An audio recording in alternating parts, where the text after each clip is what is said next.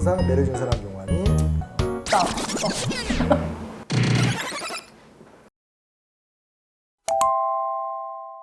안녕하세요.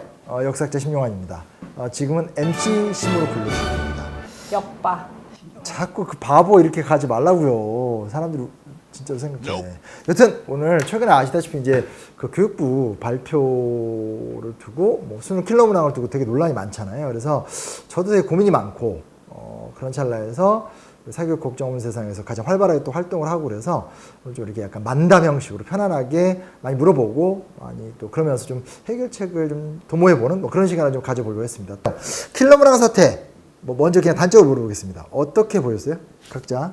저희는 사실 이 운동을 되게 오래 해왔어요.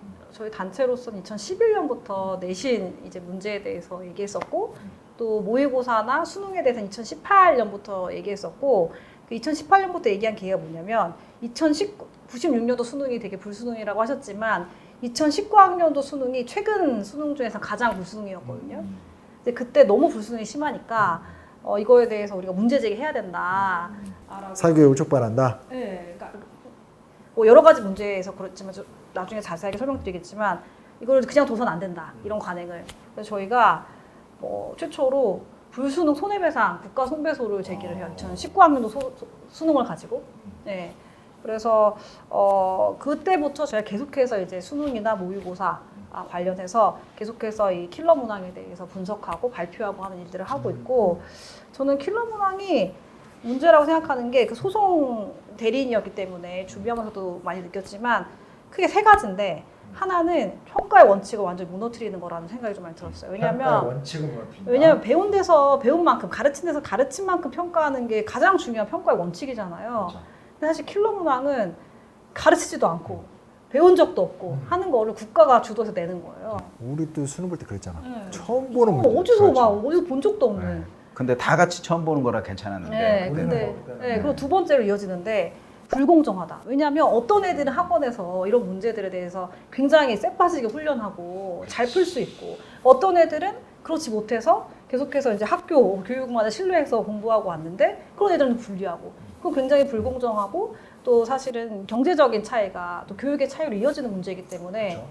안 된다고. 세 번째는 신뢰를 이게 다 이어지는 건데 신뢰를 무너뜨리는 거잖아요. 사실 뭐 대입이 뭐 우리 뭐 사회적 지위와 신분을 결정하는 시험이 되면 안 되고 이런 건 있지만 그런 건 차치하고서라도 사실 현상은 그렇지가 않잖아요. 그렇죠. 최근에 기사 보니까 또 대학을 어디 나왔는지에 따라서 연봉이 크게는 뭐 몇 배가 차이가 난다. 이런 통계 조사도 있더라고요. 맞아. 제자들 이렇게 취업한 애들 가끔 만나면 애들이 막 얘기하더라고. 저는 뭐 서울대, 저는 어느 대학 나왔는데 이 기업에 이쪽 사업부밖에 못 들어갑니다. 이런 얘기 대놓고 하더라고. 깜짝 놀랐어. 그러니까 이게 사실은 인생의 삶을 지금 이미 좀 좌우하고 있는 측면이 있는데 그 시험에서조차 불공정하다라는 것은 사회 전반의 신뢰를 사실 무너뜨릴 수 있는 그런 아주 핵 중의 핵이기 때문에 이 세 가지 측면에 있어서 킬러 문항은 사실은 어떤 사교육을 줄인다 안 줄인다를 떠나서 저는 내지 말아야 되는 출제라고 생각이 많이 들더라고요. 일단 뭐 우리 홍민정 대표님께서 킬러 문항에 대한 사교육 걱정 대상 입장 뭐 이런 거를 말씀해 주셨기 때문에 저는 좀 이제는 말할 수 있다. 약간 이런 컨셉으로 말씀드리면 그것이 알고 싶다. 사실상 이 대통령의 수능 관련 발언 이전에 이미 공교육 경쟁력 강화 방안하고 사교육 경감 대책을 교육부가 발표할 것이 예정이 돼 있었어요. 아, 지금 이렇게 늦게 발표한 거예요? 예정이 돼 있었는데 그래서 국무회의 때 교육부 장관이 대통령에게 브리핑을 한 거죠. 그래서 뭐 사교육 경감 대책에 사실 이 워딩이 있었던 것 같은데 학교에서 배우는 내용으로 충분히 대비가 가능한 수능으로 출제하겠다 이런 보고를 한 것 같아요. 문서에도 있고 그러니까. 그래서 이제 대통령이 초기 워딩을 보면 학교 교육 과정으로 학교에서 배운 내용으로 충분히 대비할 수 있는 수능으로 출제하되 변별력은 확보해라. 이런 얘기를 이제 해서 당시에 이제 기자들한테 무수한 전화가 오기 시작합니다. 저한테. 대통령의 이 워딩 어떻게 보십니까? 그래서 사실 학교에서 배운 내용으로 출제한다라는 것은 어느 정도 교육 과정으로 충분히 대비할 수 있는 수능이기 때문에 좀 수능이 좀 쉬워지는 측면이 있을 수 있다. 그런데 변별력은 갖추라고 하니까 이 두 워딩은 서로 충돌하고 모순적이다. 네, 이런 얘기를 했죠. 그랬더니 이제 조금 있다 그 인터뷰 싱크를 따가 한 기자들이 또 전화가 와요. 대통령실에서 멘트를 수정하셨으니까 소장님 멘트도 수정해 주십시오. 이렇게. 그래서 그럼 대통령 뭐라고 얘기하셨습니까? 대통령은 학교 교육과정에 충실한 수능을 언급한 것이지 변별력 얘기를 강조하신 것은 아니다.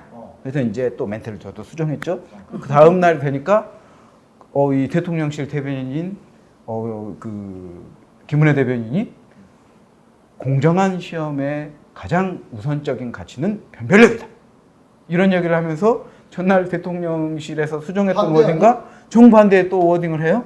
그러면서 이제 혼란이 굉장히 커지면서 그 과정에서 이제 또 사교육계의 뭐 무슨 교육 대표, 무슨 학원 대표들이 나와서 혼란이 크게 야기될 수 있다. 이런 얘기를 하면서 이제 일파만파 눈덩이처럼 벌어지면서 유튜브에다가도 막 하고 그러니까 세무조사 돌고 수험생들과 학부모들은 당연히 혼란스러울 수밖에 없는데 상황이 더 왜곡되고 호도되면서 더 불안과 혼란이 가중되는 이런 양상으로 좀 전개가 되지 않았나. 그래서 어떻게 보면 시기상으로 사실은 이제 킬러 문항을 배제하겠다라는 거는 윤석열 대통령도 후보 시절 공약이고 이재명 후보도 공약이었고 네네. 그렇기 때문에 사실 여야가 협치해서 방금 홍민정 공동대표님이 말씀하신 수능 킬러 문항 방지법을 좀 통과를 시키든지 또 대통령 공약이었으니까 국정과제에 태우고 교육부 업무계획 1월 달에 발표할 때 언급하고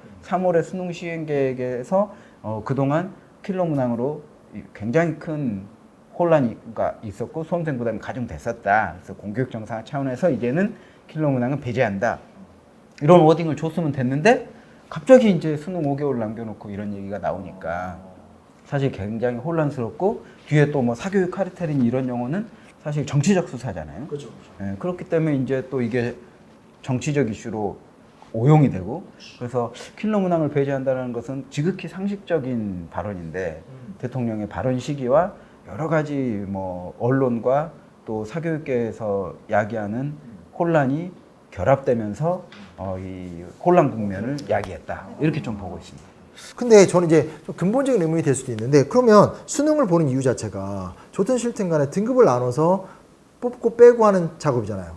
근데 킬러 문항이 없거나 난이도 조절이 안 되는 상태에서 뭐 그 수능을 볼 필요가 있나? 그러니까 불가능한 얘기 아니에요. 그러니까 약간 이게 약간 눈 가리고 아웅 같은 느낌이 나는 게 저도 옛날에 입시 강사를 한 10년 했단 말이에요. 제가 이제 재수생들 많이 가르쳤는데 이제 그 국사 이런 거 50점 만점이란 말이에요. 한국사, 근현대사 만점인데 끊임없이 학생들한테 이제 좋은 정보를 주고 하죠. 근데 저도 알아요. 뭘 아냐? 42와 45와 50의 차이를 알아요. 이게 그 당시 지금은 어떤지 모르겠는데 그 당시 용어가 무슨 얘기냐? 아무리 열심히 해도 얘네들은 42점. 아무리 열심히 해도 얘네들은 45, 6점. 얘네는 만점. 근데 그거는 그러니까 암묵적으로 이 문제를 풀 수 있는 그러니까 어떻게 이걸 뭐 이론화는 못하지만 그냥 경험상 아는 거야. 그 단 두 문제가 결국은 좌지우지하거든요. 그리고 강사가 해줄 수 있는 건 42점 맞을 애가 그러니까 42점까지는 누구든지 오면 쫙 끌어줄 자신 있어요. 그렇게 못하면 입시 강사 못하거든요. 쫙 끌어줘. 그러나 50은 안 돼.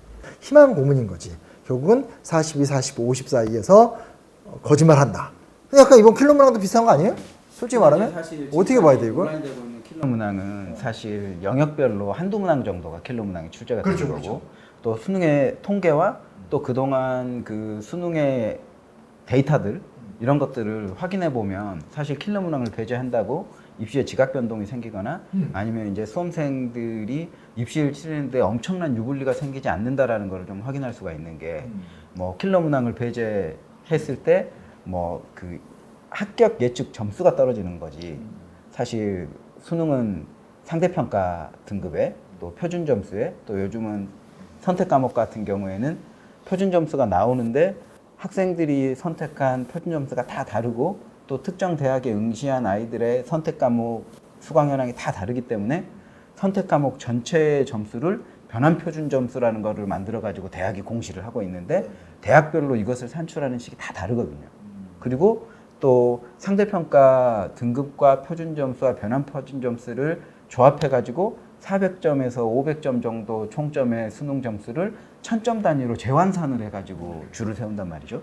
그러니까 사실상 입시가 불가능하진 않고 그다음에 지금 수능이 물수능이 되는 게 아니냐, 킬러 문항을 배제하면, 이런 논란들을 제기를 하는 건데, 그럼 역대 가장 물수능이었다라고 평가되는 2014 수능 어떻게 되느냐? 전과목 만점자 33명 배출이 됐거든요. 많이 나온 거죠. 가장 많이 나온 해가. 그런 33명이 나오는데, 마치 이번에 킬러 문항을 배제하면 전과목 만점자가 무수히 나와가지고 의대 입시는 안 된다는 등, 의대 입시 정원이 한 3,500명 정도 돼요. 3,500명을 변별할 수 없냐? 그렇진 않거든요. 그리고 그러면 이제 백보양보해서 상대평가 과목인 국어하고 수학이 가장 관건일 텐데, 국어하고 수학이 역대 가장 수능이었던 2013, 2014 수능 만점자 1등급이면서 표준 점수가 만점이었던 학생이 몇 프로 정도 나왔냐? 그럼 2% 남짓 나와요. 그러니까 사실은 최상위권 학생들의 표준 점수가 몇 점이었냐를 기준으로 물이냐 불이냐를 이야기를 하고 있는데, 사실상 수능은 전체 학생 수준으로 보면 수학은 어려운 경우에 평균이 30점대 나오는 시험이거든요. 그리고 수학이 난도가 쉬웠다 그러면 50점 중후반이 나오는 시험이거든요. 그러면 50점을 맞은 학생이 절반 이상이다 그러면 절반 이상이 해당 영역에서 낙제를 받은 거라고 봐야 되는 거거든요. 사실 현행 평가 체제에서 보면 우리가 이제 자격증 시험도 70점이 패스 페일인데, 그런 정도로 봤을 때 그럼 30점이다. 그럼 심각한 문제거든요. 그래서 사실 이 킬러 문항의 출현이, 특히 이제 수학 같은 경우가 평균이 30점, 40점 나오는 시험이면, 그러면 수능은 대학 수학 능력 자격을 판단하는 시험인데, 뭐 부지기수가 낙제점을 맞으면 이게 시험으로서 효용성이 있는 거냐라는 문제 제기가 사회적으로 언급이 되니까, 그러면 저배점 문제는 상당수가 맞도록 좀 난도를 낮추면서 킬러 문항 같은 고난도 문항을 배치를 시켜가지고 요걸로 최상위권을 변별을 하자라는 전략으로 킬러 문항이 출현하기 시작했다가, 최근에 이제 이름 정썰로 이제 불리고 있기 때문에, 사실 이 킬러 문항을 핀셋 제거하더라도 이 거의 모든 입시는 가능하다. 그 다음에 이제 또 하나 제기되고 있는 게, 수시는 좀 다르지 않냐. 잠깐. 그럼 그 기억해 주세요. 왜냐면 이걸 계속 듣고 있다 보면 내가 못 따라가. 나만 못 따라가는 게 아니라 보는 사람도 못 따라가. 그러니까 잠깐만, 궁금한 게 뭐냐면, 여기서 이 시점에서 궁금한 게, 그러니까 말씀이 그런 거잖아요.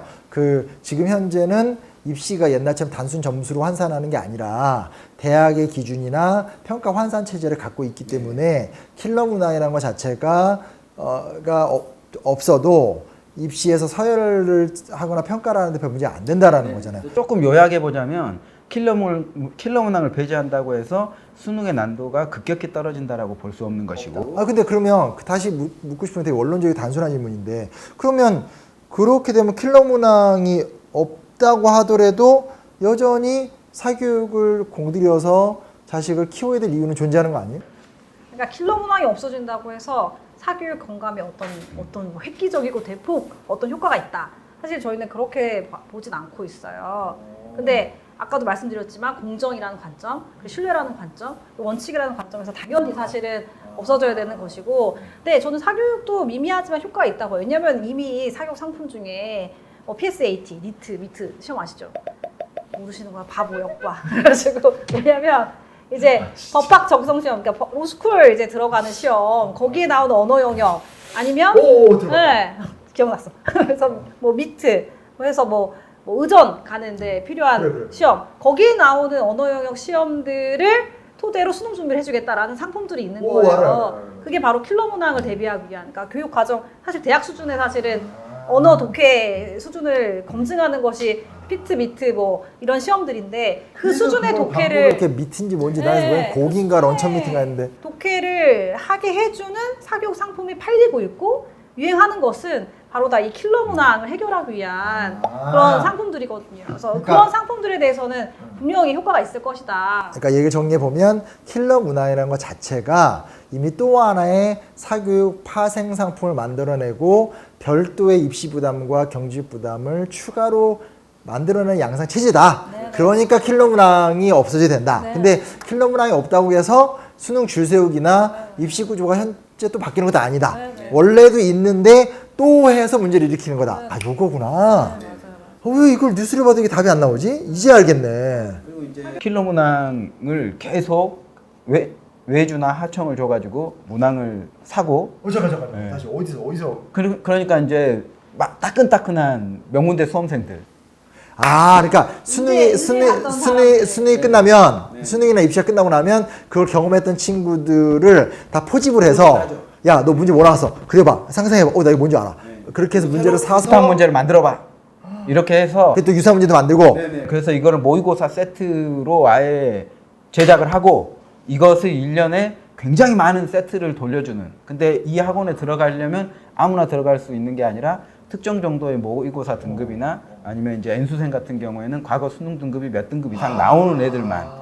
그리고 지금 이제 그렇게 모의고사 상품을 팔고 있는 학원들 같은 경우에는 그 공시된 단가가 그러니까 모의고사 교재비를 제외하고 그냥 죄수종합반 학원 한 달이나 요즘 이제 시즌제여가지고 한 45일 정도가 원 시즌인데 가격이 시즌제로 한 데는 한 260, 70만 원 한 달에 원 시즌에 옛날에 비해서 시즌에 그 다음에 한 달에 거의 300만 한 달로 하는 데는 많이 오른 건 아니야. 옛날에도 그랬어요. 그러니까 국가가 경쟁력이 좀 떨어지니까 한 달로 하는 데는 한 210만 원. 근데 이제 여기에 별도로 모의고사 교재비 이런 게 들어가니까. 별도 부가 상품으로 또 등장하는 거구나. 그게 핵심이네. 핵심은 이 킬러 문항이라는 것 자체가 이미 파생 상품으로 나와 있고 파생 상품을 중심으로 해서 사교육 시장이 발빠르게 변화하고 있고 사교육 시장의 상품을 이용하지 않고는 킬러 문항 못 푼다. 그러니까 킬러 문항 배제를 한다는 것은 입시 공정성이나 입시 경쟁력의 문제가 아닌 킬러 문항 사태로 별도로 봐야 된다는 게 핵심적인 얘기인 거네. 아우 똑똑하시다. 정리를 너무 깔끔하게 하신 것 같아요. 네. 똑똑한 분이 원래 중요하네. 바보는 아니다 원래. 나 진짜 여기 와서 캐릭터 다 망가질 것 같아. 내가 잘 잡아줬어. 뭘 잘 잡아. 자, 요건 알겠어요? 말씀하실 때 꼭 말씀드리고 네, 싶은 게 속가내야 되는 시험이라고 하셨잖아요. 근데 이게 옛날 발상인 것 같아요. 속가내야 된다. 좀 교육에 있어서 속가낸다는 게 교육적이라고 보세요? 나도 그래서 지금 묻고 싶은 거야. 교육적이라고 보세요? 왜냐면- 속가낸다는 게? 아니죠. 아니잖아요. 아니죠. 사범대 출신 아시잖아요. 예, 예. 교육에 있어서 속가내는 게 아니란 말이에요. 근데 저는 교육학을 4년간 들으면서 그런 수업 배운 적이 없습니다. 네. 그런데 가장 중요한 시험은 다들 대한민국 국민의 이 기능을 속가내는 거다. 저 요거 라고 전에 생각하잖아요. 저 혼자 단독 영상 보시면 한국 교육사 얘기 잘 나오고 있습니다. 구독, 좋아요, 알림 설정. 그래가지고 이 대입 평가에 대한 관점과 패러다임을 완전 바꿔야 되는 시기가 왔다는 생각이 들어요. 저희가 지금 묻고 싶은 건 그런 거예요. 선생님은 70 몇 번이 한 반인 아니 50 몇 번이었다니까. 살았잖아요. 그러니까 그 소수 엘리트주의 아까도 말씀하셨지만 속가내가지고 여기에 투자해가지고 얘네들이 다 무슨 뭐 첫째가 잘 되면 뭐 다 먹여 살리고 약간- 우리 반 엘리트 반 저도 네. 고등학교 때. 네 그래가지고 진짜 우리 반 애들만 명문대 갔어. 그런 패러다임이 못 견다는 거잖아요. 근데 지금은 뭐 자녀 뭐 하나 둘 외국자시네요. 그렇게 이렇게 되게 저출산 시대 초저출산 시대니까 그렇죠. 속가내는 것이 사실은 의미가 없는 시대가 됐단 말이에요. 그렇죠? 그러니까 안 그래도 인적자원이 굉장히 부족한데 한 명 한 명을 정말 잘 키워내고 그렇지. 최대한 역량을 끄집어내야지만이 사회가 존속할까 말까 하는 시대에 이 속가내는 시험은 이미 이 어떤 시대 정신을 많이 벗어났다. 생명력을 잃었다. 그래서 완전히 평가에 대한 패러다임을 우리가 좀 바꿀 필요가 됐다라는 말씀을 꼭 드리고 싶었어요. 그렇죠. 어떻게 바꿔요? 지금은 속가내는 시험을 하려면 어쩔 수 없이 변별력 중요하기 때문에 상대평가 할 수밖에 없어요. 그러니까 왜냐면 그래서. 킬러 문항 얘기가 없어져도 결국은 사교육 구조나 우리의 기본적인 입시 부담률은 안 바뀐다는 얘기잖아요. 맞아요. 그러니까 과거하고 좀 다른 거는 어떻게 보면 공통된 이미 공개된 정보를 가지고 누가 더 열심히 했느냐의 싸움이 존재했던 시대라면 지금은 다 같이 열심히는 하는데 A 집단이 가지고 있는 정보와 B 집단이 가지고 있는 정보가 부모의 경제적, 지역적 배경에 따라서 차이가 나타날 수밖에 없다. 오케이, 그건 알겠어요. 그러니까 학원도 마찬가지죠. 학원도 내가 3개 다니는데 옆에가 4개 다니면 난 5개 다녀야 되고 약간 그런 무한 경쟁을 계속 유발하잖아. 우리 애 첫째가 초육이 된 상황에서 지금 굉장히 힘들어요. 지금 몇 개 와이프도 다니고 그렇고. 그러면 그다음 이제 우리가 너무 이렇게 원론적으로 하는 건 좀 그렇고 그다음 하나 또 물어볼게요. 그러면 지금 킬러 문항 자체가 약간 새롭게 생긴 신생 화두야? 이걸 이렇게 정리해야 돼. 그래도 구조는 안 바뀐다는 얘기 두 분이 하신 거잖아요. 네네. 근데 기존의 구조가 안 바뀐 상태에서 입시학원 도움 없이도 미래가 가능해요? 뭐 이번에 그 그 저도 이제 그 여러 보도자료 봤는데 공공 컨설팅을 받으면서 뭐 학원에서 준비할 필요가 없는 입시를 가능하겠다. 이번에 그 교육부 종합보고에 아주 자세히 나오더라고요. 가능한 거예요? 일단은 이제 지금 기존에 그래서? 하고 있던 거를 좀 재탕했다라고 보는 거고요. 사실 공공 컨설팅은 이미 하고 있는데, 아 지금도. 이미 하고 있는데 사교육 인프라가 워낙 만연되어 있기 때문에 사람들이 선호하는 뭐 입시 설명회 강사나 이런 거에 뭐 고등학교나 지자체에서 하는 입시 설명회에서도 다 사교육 강사들이 가고 있거든요. 근데 이제 이미 그 대교협에 수백 명의 그 입시 설명회가 가능한 인력들이 현직 교사를 중심으로 세팅이 되어 있음에도 불구하고 이분들이 하시는 말씀이 그러니까 그 대교협으로 활동하고 있는 진학지도 교사 선생님들이 뭐라고 하냐면 모 지자체에 연사로 가기로 되어 있었는데 다시 연락이 오더니 이번에 이제 못하게 됐다라고 해서 다시 공지사항을 봤더니 사교육 누구누구 이사로 돼 있더라 이런 얘기들을 하시거든요. 그러니까 어떻게 보면 적어도 공공 컨설팅이나 이런 걸 이야기를 하려면 공적 체계 내에서 충분히 역량 있는 강사들이 있어서 공급을 한다라는 것을 정부가 의지를 좀 보여줘야 되는 그런 측면들이 있고 또 사실 학교에서도 진로 진학 지도를 굉장히 잘하시는 선생님들이 실제로 계시거든요. 그렇죠. 그리고 학생들이 정말 그리고 현장 교사분들이 많이 보시는 수박 먹고 대학 가자라는 이런 그 입시 설명 책자 굉장히 두꺼운 전가 같은 게 있어요. 그것도 다 학교 선생님들이 만드시는 건데 학교에서도 사용하고 사교육계에서도 그걸 보거든요. 그래서 이미 공적 인프라는 있는데 이런 문화적으로 사교육을 너무 많이 소비하고 있는 이런 현상부터 좀 정부가 손대야 되는 것 아닌가라고 좀 보고 있고 또 공공 컨설팅이 있다 하더라도 사실 이 입시 컨설팅 같은 거는 점괘 보듯이 여기저기 가보는 그런 사회 현상들이 있어요. 그래서 내가 이 대학 이 학과를 진학하고 싶은데 과연 가능한가? 이거를 사실은 컨설팅하고 맞춰보는 거잖아요. 그래서 이제 학교 내에서 상담 받았는데 자기가 원하는 결과가 안 나왔어. 그러면 또 사교육 가보고 사교육 갔더니 또 뭐 가능하다는 것처럼 또 이야기를 하네? 그럼 또 혹해서 몇 군데 가보고 이런 상황이기 때문에 사실 공공 컨설팅만으로는 좀 입시 구조가 대학 사회에 따라서 원하는 상해 대학 몇 개의 이 욕망이 쏠려 있는 이런 현실에서는 공공 입시 컨설팅만으로 좀 사교육을 찾거나 아니면 입시가 학교 교육만으로 가능하다라는 시그널을 주기는 좀 어렵다. 입시 강사할 때 논술도 가르쳤거든요. 연말 되면 이제 역사 안 하니까 그때 학교 선생님들한테 전화 여러 번 받았어요. 그냥 담임 선생님이 자기 애 누구한테 배우는지 해서 잘 부탁한다고. 그리고 그냥 그 뭐 약간 뭐 어느 유명한 선생님인데 제가 이제 그때 막 논술 정보 올리고 막 그럴 때였었는데 하더니 자기 지금 뭐 어떤 등급으로 애가 어디 갔는데 이거 어떻게 생각하냐. 거꾸로 학교 선생님이 저한테 연락 오고 제가 뭐 그랬던 적도 있어요. 저는 뭐 이미 준비된 선생님도 계시지만 좀 더 사교육에 비해서는 사실 접근성도 많이 떨어지고요. 아니 저희 단체에 누가 문의를 주셨는데 회원이셨나? 그 지금 컨설팅 비용 400만 원 달라고 하는데 뭐 그렇게 비싸? 네, 도움을 주실 수 없냐? 뭐 이렇게 왔었어요. 맞죠? 400만 원 맞나? 네. 비용을 정확하게 기억이 네, 나죠. 나는 몇백이었어요. 기백이었는데 근데 저희는 공공 컨설팅 해주는 어떤 그런 기구들이 있다라고 안내를 드렸을 거예요. 근데 그만큼 모르시는 거예요. 400만 원. 그렇죠. 홍보가 잘 안 되고 있는 측면들도 접근성도 떨어지고 홍보도 네네. 떨어지고 사실 전문성 있는 어떤 그런 인프라 신뢰도도 떨어지고. 이런 것들을 사실은 많이 보강을 해줘야지 실효성 있는 게 될 것 같고 근데 그리고 그것도 아세요? 봐보니까 뭘 알겠어요? 모르지 당연히. 정시도 컨설팅하는 거 아세요? 정시도 요새는. 아, 진짜? 네. 정시는 점수로 가는 거 아니에요? 네, 근데 왜냐하면 대학마다 변환 표준 점수를 그래 활용해요. 아까 뭐 이상한 얘기 하더라고. 네. 그래서 그냥 표준 점수 성적표에 나와 있는 그걸로 가는 게 아니라 대학마다 곱하기 뭐 배점 이렇게 해가지고 소수점 셋째 자리까지 선생님 떨어진다고 네네. 했죠. 셋째 자리? 자리까지 떨어지게. 34.114 뭐 이렇게? 네, 그러니까 이 특히 이 최상위권 이제 뭐 의대에 가고 싶어하는 또 어느 의대 가는 되게 또 중요하니까 이거를 예측을 못하는 거예요. 이 변환 표준 점수 때문에 다 대학에서 복잡하게 쓰고 있는 초극강의 상대 평가를 하기 때문에 예측이 안 돼서 이걸 위해서 컨설팅을 받는 필수다. 이렇게 얘기하고 그런 특정 학원들이 왜 또 인기가 있냐면 그 그것도 고난 포집을 다 해서 네, 그렇죠, 최상위권 애들이 다 다니고 있으니까 원생 표집이라든지 다 알고 있는 거 점수. 네. 그러니까 예측 가능성을 엄청 정확하게 맞추니까 또 그 컨설팅으로 가는 거예요.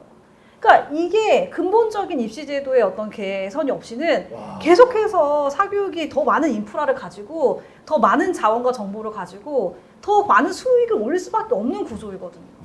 그러니까 언론적인 얘기를 할 수밖에 없어. 이 구조는. 현실적으로 따져봤을 땐 이 공공 컨설팅을 비롯한 어떤 국가의 공적 체계로서의 대안이라고 말하는 건 좀 식상하고 해왔던 게 있고 생각보다 정보 공개성이 이렇게 잘 모르고 서비스도 떨어지고 현재 경쟁력으로 봤을 때도 사교육과 싸워서 이기는 게 쉽지 않다. 이게 현재다. 그럼 또 하나 물어볼게요. 이번에 이제 사교육 카르텔이라는 단어가 나왔어요. 아, 이게 무섭더라고. 일단 뭐 카르텔, 검찰 수사 약간 이런 게 나오면 사람이 기본적으로 긴장하게 돼 있잖아요. 그래서 뭐 누구 유명 수학 강사 한마디, 그 다음 날 바로 뭐 수사, 뭐 그리고 뭐 유명한 M 회장 뭐 어디 시사 프로그램 나왔는데 그 다음 날 그 기업 수사 간단 말이에요. 근데 약간의 이제 카타르시스도 느낄 수 있는 게 옛날에 그 이명박 정권 때 그 오늘부터 그냥 10시 이후에 하지 마! 막 그런 거 했잖아요. 어우, 저 엄청 양가적이었어요.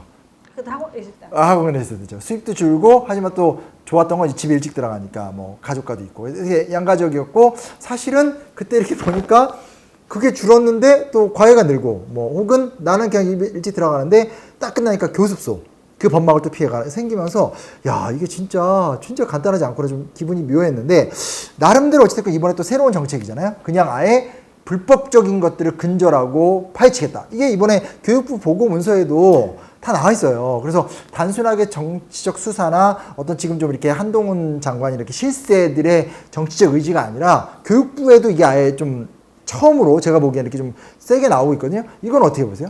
일단은 이제 불법적이고 편법적인 이쪽이 먼저 할게요. 아니 먼저. 편법적인 그 사교육 상품 판매가 있으면 그것을 이제 정부가 관리 감독하고 또 그 잘못하고 있는 곳이 있으면 행정처분을 하고 이런 거는 정부가 당연히 해야 될 일이라고 그렇죠. 보고 있고 그런데 카르텔이라는 용어를 사용하는 거는 A와 B의 결탁, 공생을 위해서 뭔가 소스를 주고받고 이런 것이 카르텔이잖아요. 근데 이제 B는 명확히 있는 것 같아요. 사교육으로. 그럼 A는 누구냐? 누구랑 사교육이 결탁하고 있는 거냐? 그래서 이게 A가 규정이 될 때 카르텔이라는 용어를 써야 될 것 같거든요. 조폭과 관료가 그렇죠. 그런데 사실 지금 A에 대해서는 수사를 해보겠다. 근데 이제 지금 무엇 때문에 수사하느냐는 수능 킬러 문항 관련해서 이게 이슈가 나온 거란 말이에요. 그러면 이제 수능 킬러 문항과 관련해서 뭔가 정보를 서로 주고받는 거야? 이런 생각을 대중들은 하게 될 텐데 사실상 구조적으로 수능이라는 거는 시중 문제집에서도 나오지 않는 새로운 문항을 내야 되고 보완을 굉장히 철저히 하도록 되어 있기 때문에 그런 결탁은 사실 불가능하고 그리고 이제 지금 최근에 정부가 수사를 하는 걸 보면 세무조사 같은 걸 하거든요. 그렇죠. 문제 유형과 뭐 출제 관련된 정보를 주고받고 있느냐의 여부를 수사를 하는 게 아니고 왜냐면 저도 이제 학원 강사였지만 학원 쪽 전문 세무사들이 있어요. 근데 학원 쪽은 되게 느슨해. 그래서 이게 쉽게도 넘어가고 잡으려면 밑도 끝도 없이 잡아. 그래서 아마 그게 좀 수사가 쉬운 편이에요. 그래서 이제 다른 카르텔이라고 부르려고 하는 것과 다른 이슈의 수사를 하고 이런 것들을 보면 사실 좀 카르텔이라는 용어는 지극히 좀 정치적 수사가 아닌가. 사실 어떤 교육 현안과 밀착해가지고 문제를 바로잡기 위해서 사용되는 용어가 아니라. 근데 옛날에 뭐 이제 실패했다고는 하지만 전두환 대통령 시절을 보면 과외 금지. 여튼간에 좀 센 거 있잖아. 뭐 10시 이후에 금지. 뭐 이런 게 부작용을 양산하더라도 지금 어찌됐건 10시에 학원은 끝나잖아. 뭐 예를 들면 그런 거 있잖아요. 그러니까 최대한의 효과가 아니라 최소한의 효과라는 거 있는데 너무 카르텔 자꾸 카타르시스 생각나는데 카르텔 수사 이거를 너무나 부정적으로 보시는 거 아니에요? 대표님 어떻게 생각해요? 아니, 카르텔이 있다면 당연히 그것들은 개선이 돼야 되고 수사를 받아야 되고 공정을 확립하기 위해서 필요한 일이라고 생각이 들고 저는 그 되게 웃긴 게 그 전면 과외 금지는 위헌이 났단 말이에요. 아 그래요? 네, 98년에. 근데 10시, 10시 금지는 합헌일 때까지 맞아, 계속 위원 계속 두드리는데 계속 합헌이 나고 있어요. 한 번이 아니라 여러 번. 네, 여러 번, 그게 여러 번 있었어요. 근데 계속 이제 합헌 결정을 하고 있거든요. 그러니까 근데 왜 과외 시절에는 이게 위원 결정이 났냐면 과외를 전면 금지했기 때문이에요. 그러니까 이 위원 결정이 나려면 4가지 요건에 그 중에 하나가 위반되면 법만 나오면 어려워. 그 침해의 최소성이라고 최소한의 것만 이렇게 제한을 해야 되는데, 그거 예, 근데 몽땅 다 필요한 과외도 다 금지했다는 거예요. 각각 스타일이 그렇죠. 네. 그렇기 때문에 위헌이 난 것이지 뭐 사교육의 부작용에 대해서는 국가가 어느 정도 규제할 수 있다라는 것이 사실은 이 판단, 이 결정의 사실 요지거든요. 그러니까 그가 전면 과외 금지에 대한 위헌 결정이라는 것은 사교육 침해 문제가 아니라 여러 부가적인 문제 때문에 이제 한 거지 사교육 방지에 대한 긍정적 효과 자체도 부정하는 건 아니다. 네, 그렇죠. 국가가 사교육을 규제하는 것 자체가 전면 금지가 그게 아니라 부작용이 있는 사교육에 대해서는 규제할 수 있어. 규제해야 하는 것이 국가의 일이야. 다만 이 전면 금지는 필요한 최소한의 사교육도 허락하지 않고 다 그냥 규제한 것이기 때문에 그거는 침해 최소성 위반이야. 그래서 안 되는 거야. 이게 사실은 핵심이었거든요. 그럼 반대로 그래서 10시 이후에 그거는 10시는 인정이 되는 거예요. 왜냐하면 최소한의 조치라고 보는 거예요. 학생들의 건강권, 수면권, 뭐 학원 가서 10시에 와가지고 씻고 자고 하면은 뭐 몇 시간이나 자겠어 사실. 그동안 법률 가지고 느낌이 하나도 없었거든요. 드디어 만난 지 머리 잘라가지고 할 수가 없어. 이건 되게 중요한 부분이에요. 네, 그래서 계속 합헌이 나는 거예요. 그러니까 저는 어떤 굉장히 미시적인 거라 표현하셨던 것 같은데, 그러니까 이 현상에 대해서 저는 직결 처방 이런 것도 필요하다 생각해요. 근데 근본적인 어떤 수술적인 어떤 그런 처치도 필요한 거죠. 근데 두 가지가 다 필요한 상황이고, 진짜 뭐 그런 범죄 행위가 있거나 카르텔이 있거나 하면은 뭐 당연히 국가가 어떤 즉각 처방을 해야 되는 거고, 뭐 이런 규제 조치도 해야 되는 거고. 다만 근본적으로 어떻게 이 경쟁 구도 계속 사교육을 양산할 수밖에 없는, 계속 그럼 그분 뭐 그런 어떤 불법이 있었다고 쳐요. 근데 그런 사람들도 다 가정이 있고 다 평범한 사람들일 텐데 이렇게 계속 할 수밖에 없는 그런 사회 구조적인 또 맥락들이 있는 거잖아요.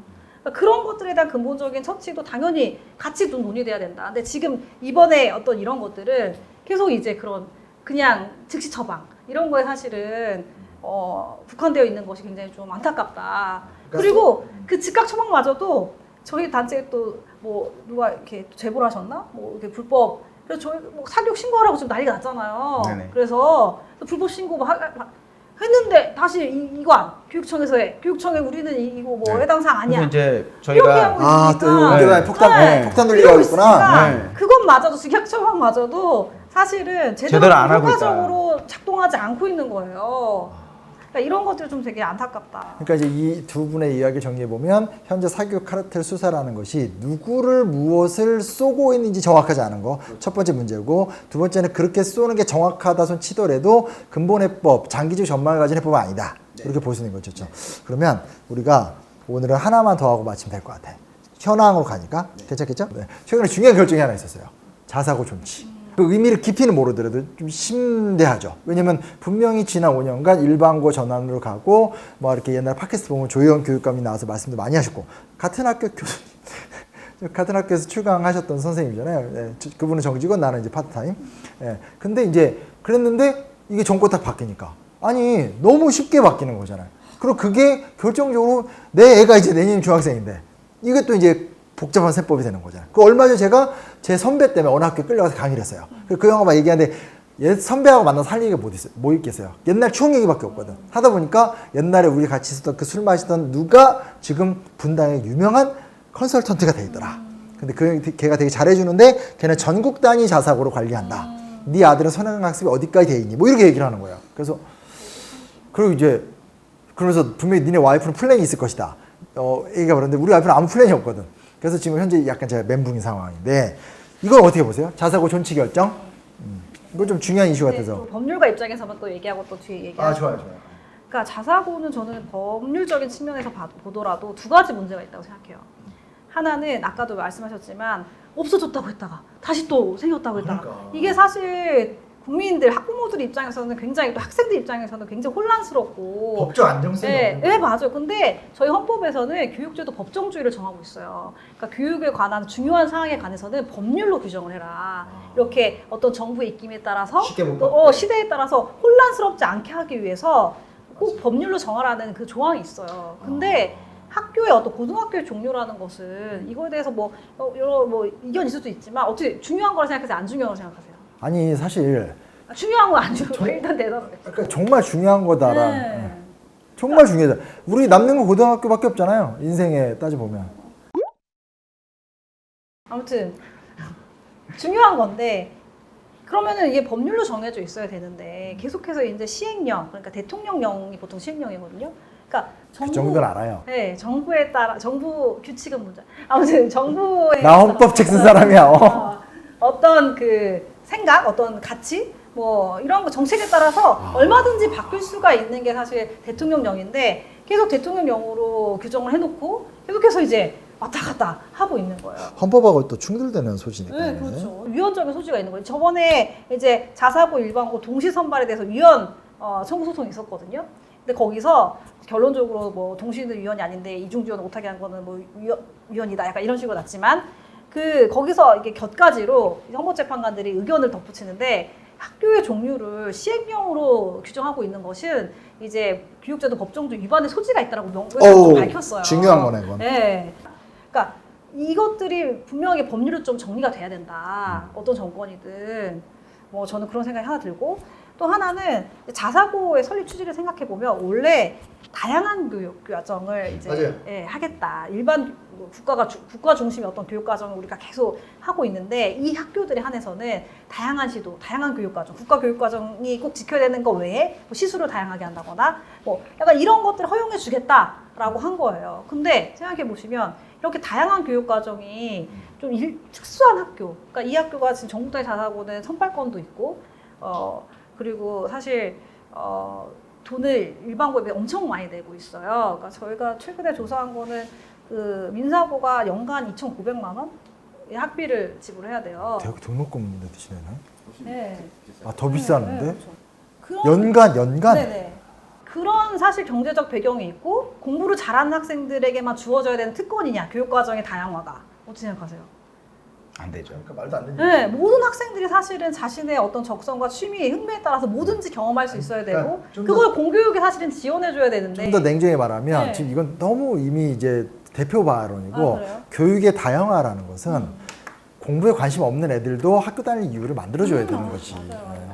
뭐 이렇게 뭐 재질을 찾아주고 창의성을 찾아주고 그걸 정부가 어떻게 해? 그게 아니라 그냥 공부 못하는 애도 공부에 관심 없는 애도 교육을 다닐 이유를 찾는 단계. 네. 그게 다양화가 사실은 그렇지. 그런 것들을 좀 지원할 수 있는 건데 일부 뭐 돈을 많이 갖고 있고 공부를 잘하고 그런 학생들에게만 허용되는 그리고 사실 그렇게 운영되지도 않아.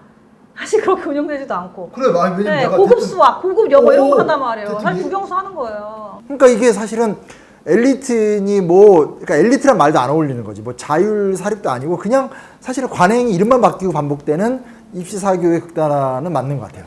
네, 그러니까 이 교육제도 법정주의 측면에서 그렇고 그리고 사실 교육 법정주의. 네, 교육제도 법정주의. 일단 법률로라도 기준이 항구적 어느 정도 적어도 20년 아니, 한 30년 이상 가는 항구성을 확보해야 된다. 네, 네, 네. 그거에 위배를 하고 있다. 자사고 정치는. 교육 기회 균등.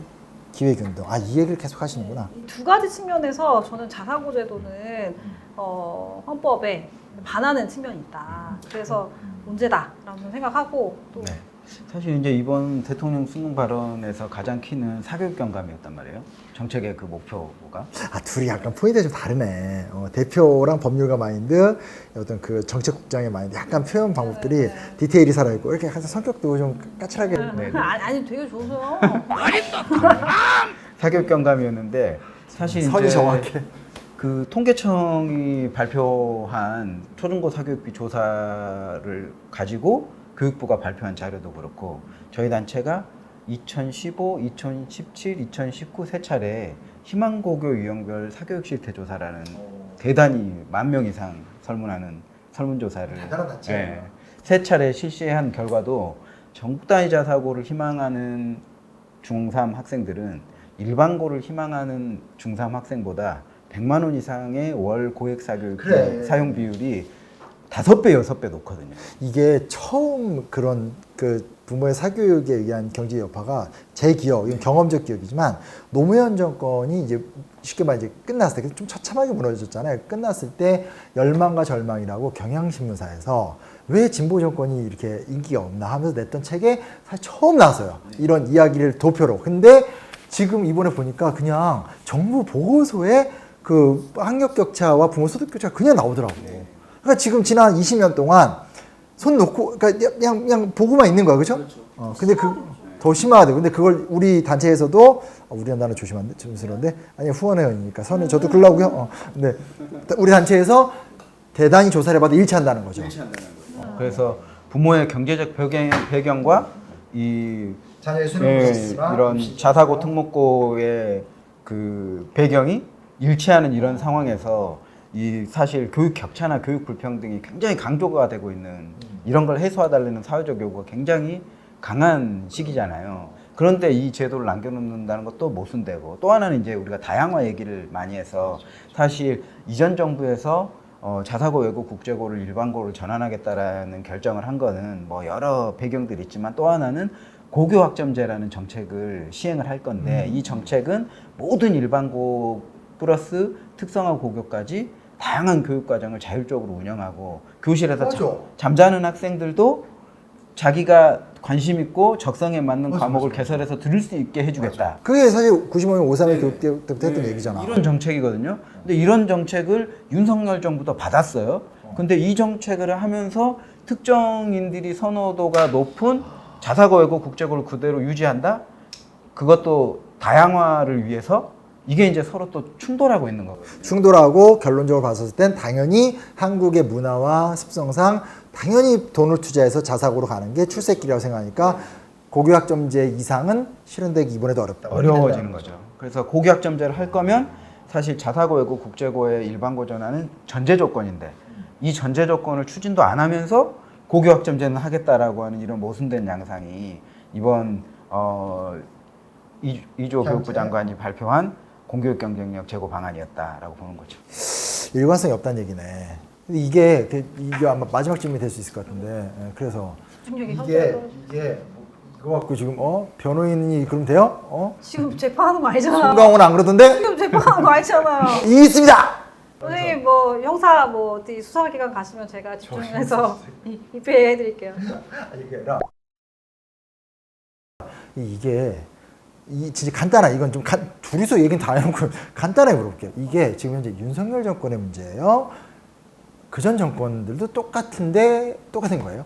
나 그게 제일 궁금해. 저는 거의 뭐 큰 차이 없다고 봐요, 사실. 사실상 네. 어떻게 생각하세요? 저는 조금 뉘앙스 차는 있다라고 보는데 이전 정권은 하겠다라고 해놓고 안 한 거고 역시 디테일해요.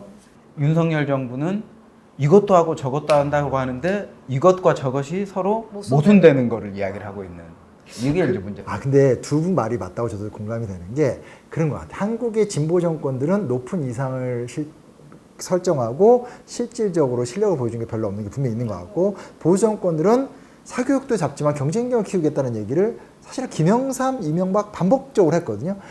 이게 그러니까 결과적으로는 둘 다 똑같을 수밖에 없는 거고.